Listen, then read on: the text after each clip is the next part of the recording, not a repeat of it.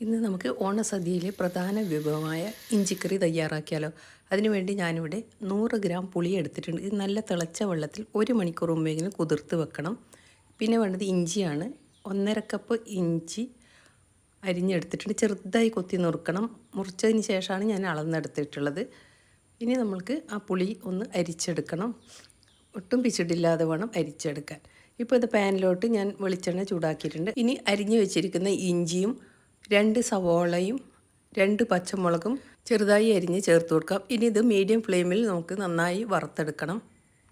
അപ്പോൾ ഇതുപോലെ നല്ല ബ്രൗൺ കളറാവുന്നവർ വഴറ്റണം. അതിലേക്ക് 1 ടീസ്പൂൺ മുളക് പൊടി, 1/4 ടീസ്പൂൺ മഞ്ഞൾപ്പൊടി, അരിച്ച് വെച്ചിരിക്കുന്ന പുളിവെള്ളം ഇത്രയും ചേർത്ത് പുളി നന്നായി തിളപ്പിക്കണം. ഇതിലേക്ക് ആവശ്യത്തിന് ഉപ്പും 1/4 ടീസ്പൂൺ കായപ്പൊടിയും 150 ഗ്രാം ശർക്കരയും ചേർത്ത് ഇത് നന്നായി കുറുകി വരുന്നുണ്ട്. നമുക്ക് ഓഫ് ചെയ്യാം. ഇനി ഇതിലേക്ക് കടുക്, കറിവേപ്പില, ഉണക്കമുളക് താളിച്ചു കൊടുക്കാം.